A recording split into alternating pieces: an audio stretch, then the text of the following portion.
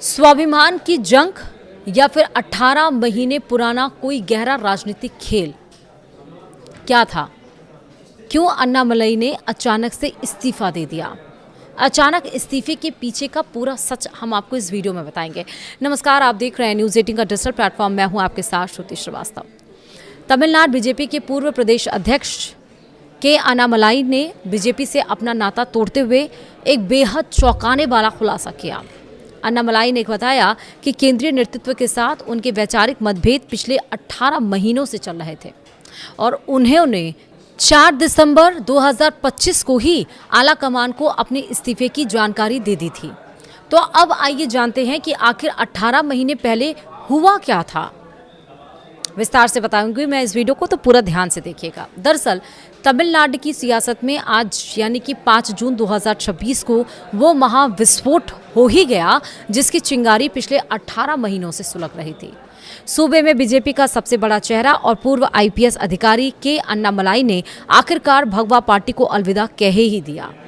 दिल्ली दरबार से उनका इस्तीफा मंजूर होने के महज कुछ ही घंटों के भीतर अन्नामलई ने चेन्नई में एक हाई प्रोफाइल प्रेस कॉन्फ्रेंस बुलाई और अपने नए राजनीतिक सफर का बिगुल फूंक दिया। मीडिया में छपी खबर के मुताबिक अन्नामलई पिछले काफी समय से दिल्ली आलाकमान की समझौतावादी राजनीति से बेहद खफा चल रहे थे। उन्होंने मीडिया के सामने साफ कहा है कि पार्टी के फैसलों को लेकर उनके वैचारिक मतभेद काफी पुराने थे। उनका बीजेपी से मोह भंग अचानक नहीं हुआ, बल्कि इसकी पूरी कहानी 1.5 साल पहले ही लिखी जा चुकी थी।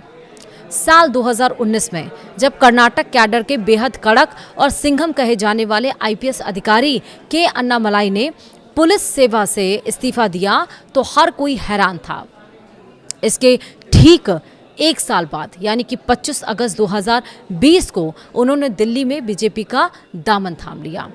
बीजेपी को तमिलनाडु में एक ऐसा युवा और आक्रामक चेहरे की तलाश थी जो द्रविड़ राजनीति के किलों को ढहा सके। अन्नामलई को पार्टी में आते ही बड़ी जिम्मेदारी मिलती चली गई। हालांकि 2021 के विधानसभा चुनाव में वह अराव कुरीची सीट से चुनाव हार गए, लेकिन उनके काम करने के आक्रामक तरीके ने दिल्ली के बड़े नेताओं का दिल जीत लिया था। जुलाई 2021 में आला कमान ने अन्नामलई को तमिलनाडु बीजेपी का सबसे युवा प्रदेश अध्यक्ष नियुक्त किया। इसके बाद उन्होंने राज्य में पार्टी को जमीन पर मजबूत करने के लिए दिन रात एक कर दिया।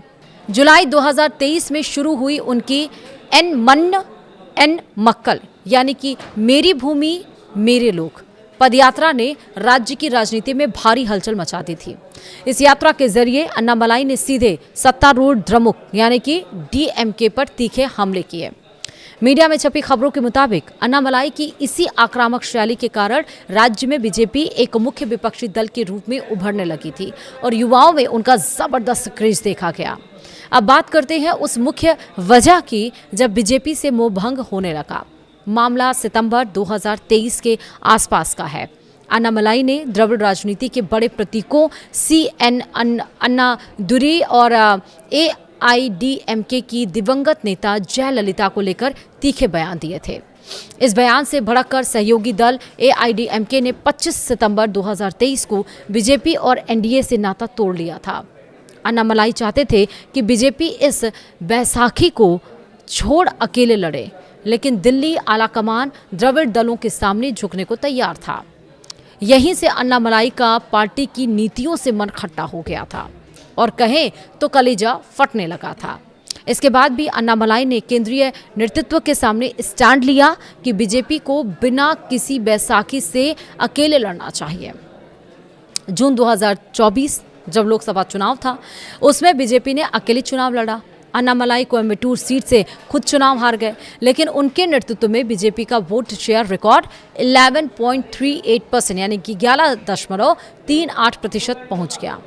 इस सफलता के बाद अन्नामलई चाहते थे कि बीजेपी तमिलनाडु में बिना किसी क्षेत्रीय दल की बैसाखी के अकेले आगे बढ़े, लेकिन दिल्ली में बैठे केंद्रीय नेतृत्व को लगा कि 2026 के विधानसभा चुनाव में द्रमुक को हराने के लिए AIDMK का साथ जरूरी है और यहीं से अन्नामलई और दिल्ली आलाकमान के बीच वैचारिक मतभेद गहरे हो गए और उन्होंने अलग राह चुनने की ठान ली थी। इसके बाद जो रही सही कसर भी थी वह 11 अप्रैल 2025 को पूरी हो गई, जब मतभेद और बढ़ गया और दिल्ली आलाकमान ने 2026 के विधानसभा चुनाव के मद्देनजर AIADMK के साथ दोबारा गठबंधन की जमीन तैयार करने के लिए अन्नामलाई को अध्यक्ष पद से हटा दिया। उनकी जगह नैनार नागेंद्रन को कमान सौंपी गई है और उसके बाद अन्नामलाई खुद को साधारण कार्यकर्ता कहने लगे। 2026 में बीजेपी ने AIADMK के साथ जूनियर पार्टनर के रूप में गठबंधन किया। अन्नामलाई को टिकट नहीं दिया गया और वह चुनावी प्रक्रिया से काफ़ी हद तक दूर रहे, लेकिन बीजेपी AIADMK गठबंधन चुनाव में पूरी तरह फेल रहा। सुपरस्टार विजय की पार्टी यानी कि TVK ने शानदार प्रदर्शन किया, जबकि बीजेपी का वोट शेयर गिरकर 3% से नीचे आ गया और सिर्फ एक सीट मिली। इससे अन्नामलाई का यह स्टैंड सही साबित हुआ कि AIADMK के साथ जाना आत्मघाती था। वहीं अब आपको बताएंगे कि बगावत, इस्तीफा और नई शुरुआत कैसे हुई। मई 2026 की बात करते हैं। अन्नामलाई ने केंद्र सरकार की त्रिभाषा नीति यानी कि क्लास 9 के लिए जो लाई गई थी का सार्वजनिक तौर पर विरोध कर अपनी ही सरकार के खिलाफ पहली खुली वैचारिक बगावत की। उसके बाद 2 जून 2026 में अन्नामलाई दिल्ली पहुंचे। उन्होंने गृह मंत्री अमित शाह, बीजेपी अध्यक्ष नितिन नबीन और संगठन महामंत्री BL संतोष से मुलाकात की और अपना इस्तीफा सौंप दिया। आलाकमान ने उन्हें मनाने की कोशिश की, लेकिन वह अपने फैसले पर अड़े रहे। वहीं 5 जून 2026 यानी आज का दिन तमिलनाडु बीजेपी के प्रभारी नितिन नबीन ने आधिकारिक तौर पर अन्नामलाई का इस्तीफा स्वीकार किया है। 5 जून 2026 यानी कि आज दोपहर नया ऐलान हुआ कि इस्तीफा मंजूर होते ही अन्नामलाई ने चेन्नई में अपने नए राजनीतिक आंदोलन वी द लीडर्स का आधिकारिक ऐलान कर दिया। उन्होंने WeTheLeaders.org वेबसाइट लॉन्च की है और साथ ही APJ Abdul Kalam centre for ethics and politics की स्थापना की है, जिसके जरिए वह नए नेताओं को ट्रेनिंग देंगे। अन्नामलाई ने साफ कर दिया है कि यह आंदोलन जल्द ही एक क्षेत्रीय राजनीतिक दल यानी कि रीजनल पार्टी में तब्दील होगा और आगामी स्थानीय निकाय चुनावों और अगले विधानसभा चुनाव में पूरी ताकत से उतरेगा।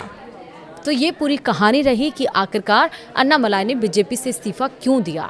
जो एक धुरंधर IPS थे, जिसको लाया गया था, जिसको पार्टी इतना पसंद करती थी, चुनाव 2 बार हारने के बाद भी पार्टी में उनकी वैल्यू कम नहीं हुई थी, ये दरअसल अभी नहीं 18 महीने पहले ही हो चुका था।